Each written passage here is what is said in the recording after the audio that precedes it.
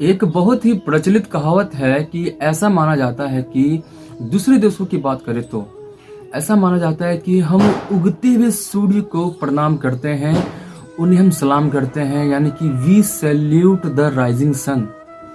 और एक और लाइन है कि चढ़ता सूरज धीरे धीरे ढलता है, ढल जाएगा। यानी कि इस लाइन से ये प्रतीत होता है कि सूर्य का डूबना एक नेगेटिविटी माना गया है, एक कमजोरी माना गया है कि जीवन में सूर्य का अस्त नहीं होना चाहिए। सूरज का डूबना एक गलत बात है, इसको गलत संकेत माना जाता है।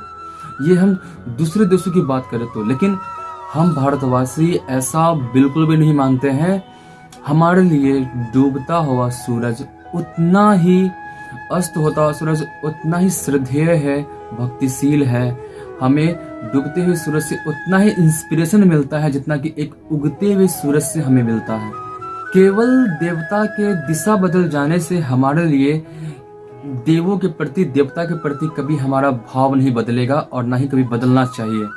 हर साल दीपावली के 6वें दिन अगर तिथि की बात करें तो कि कार्तिक के शुक्ल पक्ष के 6ठे दिन एक पर्व है जो हम लोग बड़े ही श्रद्धा से, बहुत ही प्रेम से बनाते हैं। और इस पर्व का हमें कई सालों से बहुत ही ज्यादा इंतजार रहता है।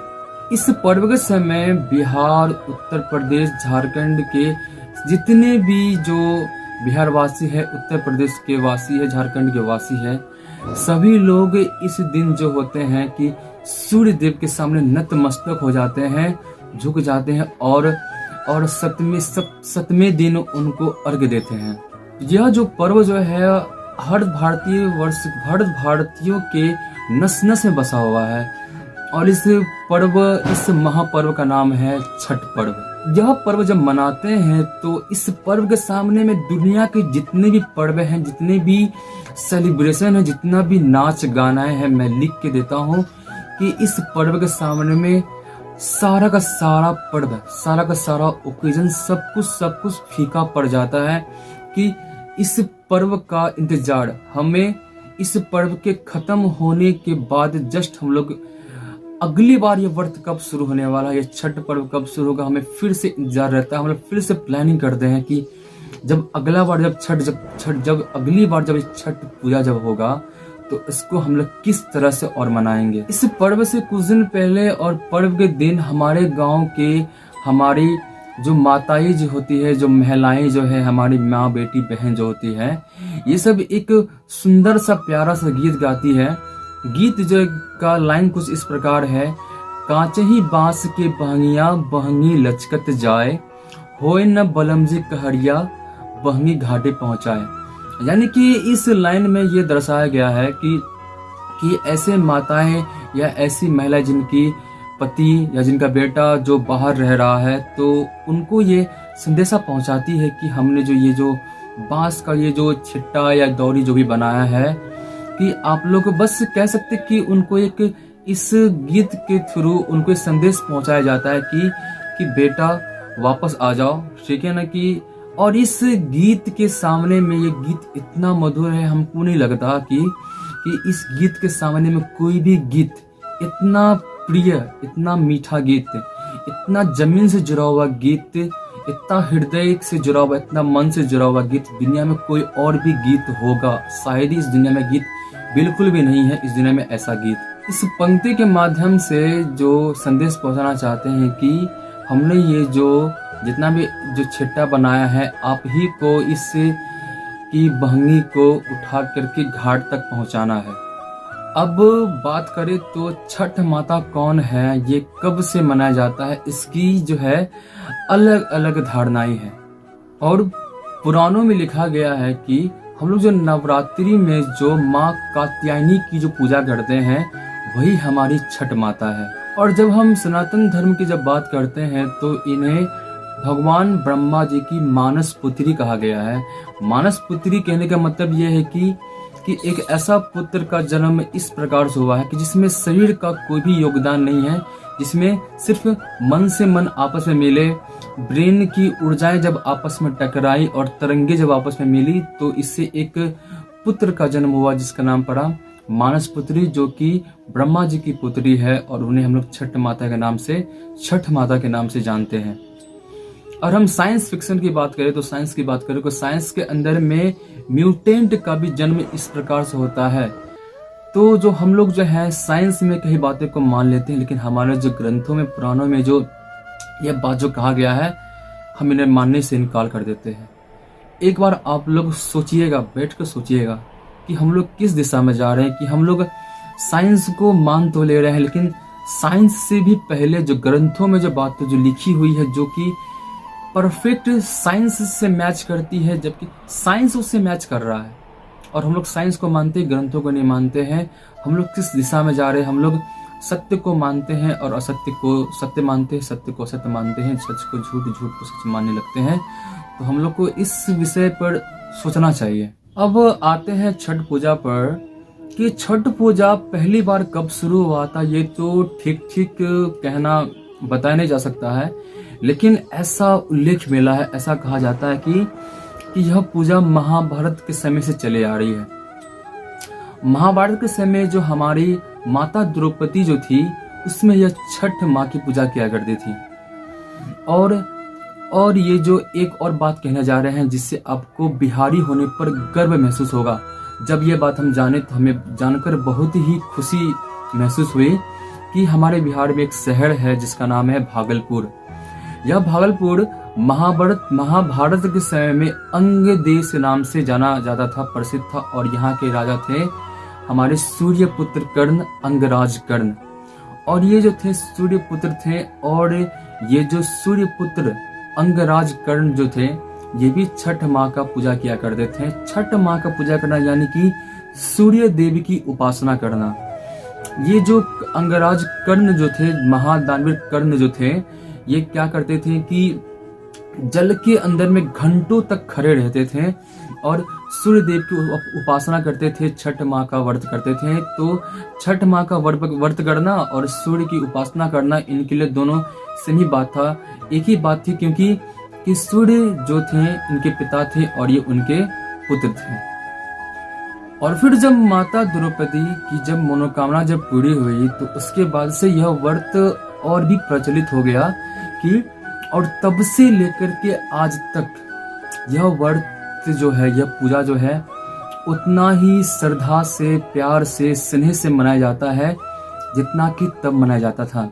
और ये कहते हुए मुझे उतना ही खुशी हो रहा है कि पहले यह व्रत बहुत ही सीमित था, बहुत ही सीमित लोग ही इसको मनाया करते थे, लेकिन आज यह व्रत जो है सिर्फ भारत तक ही सीमित नहीं है। यह व्रत आज ऑल ओवर वर्ल्ड में मनाया जाता है। इसको इंडिया की बात करें तो इंडिया के बारे में तो है ही, इंडिया के अलावा रसिया के अंदर में, कनाडा के अंदर में, कोरिया के अंदर में, अमेरिका के अंदर में, इंग्लैंड के अंदर में, हर एक देश में इस व्रत को मनाया जाता है जहाँ पे भारतवासी रहते हैं।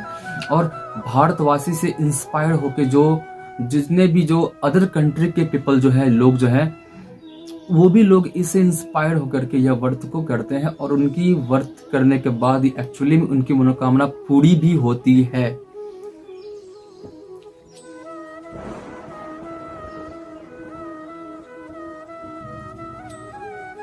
और जब हम छठ पूजा के प्रति जब हम जब स्नेह की जब बात करते हैं, तो इस पर्व का इंतजार हमें दिनों से नहीं, कई महीनों से होता है। इस पर्व का प्लानिंग हम लोग आज से नहीं, 10 दिन से नहीं, 20 दिन से नहीं, महीनों से शुरू कर देते हैं। ऐसे लोग जो दूसरे जगह रह रहे होते हैं, दूसरे बड़े शहरों में रह रहे होते हैं, जो उत्तर भारतीय हैं, वो लोग क्या करते हैं, जब व्रत का जब पूजा का समय नजदीक होता है, तो वो लोग पहले ही प्लानिंग कर लेते हैं कि कब उन्हें छुट्टी लेनी है, वो सारा प्लान कर लेते हैं। और धीरे धीरे क्या होता है कि जितने भी उत्तर भारतीय होते हैं, बिहारी, यूपी, उत्तर प्रदेश के लोग और झारखंड के लोग, सभी लोग वापस अपने अपने गांव की ओर आना शुरू कर देते हैं। ट्रेनों में, फ्लाइट में, टेम्पो में, हर एक जगह जितनी भी ट्रेवलिंग प्लेस जो होते हैं, सभी का सब फुल हो जाता है इस समय में। और ये दर्शाता है कि छठ के प्रति हमारा कितना लगाव है। एक लाइन है छठ गीत का कि पिपरा के पतवा सरीखे डोले मनवा, जियरा में उठट हिलोर, पुरवा के झोखा से आयो रे संदेशवा, कि चल आज दिसवा की ओर। ये लाइन जो दर्शाती है कि हमारी माँ जो होती है हमें गांव से मतलब कि बोल सकते हैं कि ये वह समय है कि हमारी माँ और हमारे गांव की मिट्टी एक साथ हमें बुला रही होती है।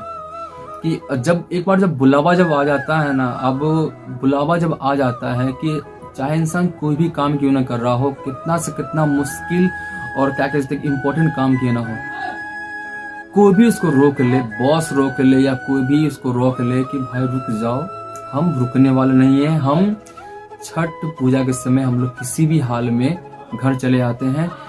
ये उनके लिए थोड़ा दुखी सोच के होता है कि कुछ लोग ऐसे होते हैं चाहते हैं आना चाहते हैं पर आ नहीं पाते, तो उनका एक अलग बात है। लेकिन मोस्ट ऑफ द पीपल क्या करते हैं कि 99% जो होते हैं अपने घर की ओर चले आते हैं। और चलिए अब हम इस पर्व का बात करें तो इस पर्व को हम मनाते कैसे हैं। तो अगर हम पर्व का बात करें तो हमसे कुछ बताने में कुछ गलती भी हो सकती है, तो उसको प्लीज आप माफ कीजिएगा। कि बात यह है कि यह पर्व जो होता है छठ पर्व दीपावली के 6वें दिन मनाए जाते हैं, 6वें और 7वें दिन। और ये पर्व की शुरुआत, ये पर्व 4 दिन का होता है। नहाए खाए फिर उसके बाद जो होता है कि कद्दू दाल, ठीक है ना, कद्दू दाल खाने वाला। फिर क्या कहते हैं कि सजका अर्घ, फिर क्या कहते हैं इसको सुबह का अर्घ, जिस दिन सूर्य जो उदय होते हुए जब हम लोग अर्घ देते हैं। और ये व्रत को करते वक्त हमारी जो माताएं जो होती है, हमारी जो बहन जो भी है, जितने भी होती है, ये व्रत को बहुत सारे ऐसे होते हैं कि इस व्रत को पहली बार कर रहे होते हैं। तो एक गीत का लाइन है कि पहिले पहिल हम कैनी छठ मैया व्रत तोहार, करही क्षमा छठ मैया भूल चुक गलती हमार, सबके बलकवा के दीहा छठ मैया ममता दुलार, पिया के सनहिया बनहिया मैया दिया सुखसार। इस लाइन में यह दर्शाता है कि जो है कि जो लोग जो है, जितने भी जो लोग हैं पहली बार व्रत कर रहे हैं, इसमें इम्पोर्टेंट रखता है कि आपका श्रद्धा कितना है इस व्रत के प्रति। और क्या कहते हैं कि जो लोग नए लोग होते हैं उनसे कुछ भूल चूक भी हो जाती है पूजा करते वक्त, तो ये लोग इस लाइन के थ्रू वो लोग माफी मान लेते हैं और छठ माता जो होती है उन्हें माफ भी कर देते हैं। खुशी की बात है तो लोग माफ भी कर देते हैं। और सच बात कहे तो कि अगर आपका भगवान के प्रति पूरा पूर्ण रूप से श्रद्धा है तो आपकी पूजा करने की विधि में कुछ गलती भी हो जाए तो वो उसको गलती नहीं मानते हैं। आपका श्रद्धा है, आपका भक्ति है, भरपूर भक्ति है, ये काफी है, ये काफी है। अब इस व्रत के सबसे मुख्य महत्वपूर्ण बात करें तो पर्व का जब एक महत्वपूर्ण बात करते हैं तो वह है इस पर्व के प्रति आप कितने पवित्रता को आप मेंटेन करते हैं। यानी कि अगर हम पवित्रता की बात करें तो हाइजीन का बात करें तो मान लीजिए कि हमारे घर में जो हमारी जो माएँ जो है किचन पूरी रूप से साफ कर चुकी है, पूरी रूप से पूरा साफ कर चुकी है, अच्छी तरह से उसको धो चुकी है। लेकिन अगर वो गलती से वो देख ले कि एक दाना जो है वहां पे कोई दाना वहां गिरा हुआ है, तो वो रिस्क नहीं लेगी, वो फिर से उस जगह को फिर से धोएगी, फिर से साफ करेगी, क्योंकि उनको पता है कि इस व्रत में पवित्रता बहुत ही मायने रखता है, बहुत ही ज्यादा मायने। और हम लोग जो है कि इस व्रत का जब क्या कहते हैं कि जब पकवान जब बनाते हैं, जब प्रसाद जब बनाते हैं, तो हम लोग जो डेली जो होता जो है खाना पकाने वाला जो होता है गैस सिलेंडर, उस पर नहीं बनाते हैं। हम लोग के अलग से माटी का चूल्हा बनाते हैं, उस पर हम लोग खाना पकाते हैं और पूर्ण रूप से पवित्रता का ध्यान रखते हैं। तो सभी लोग ऐसा नहीं बोल सकते कि सभी लोग माटी के चूल्हे पर ही क्या करते हैं कि खाना पकाते हैं।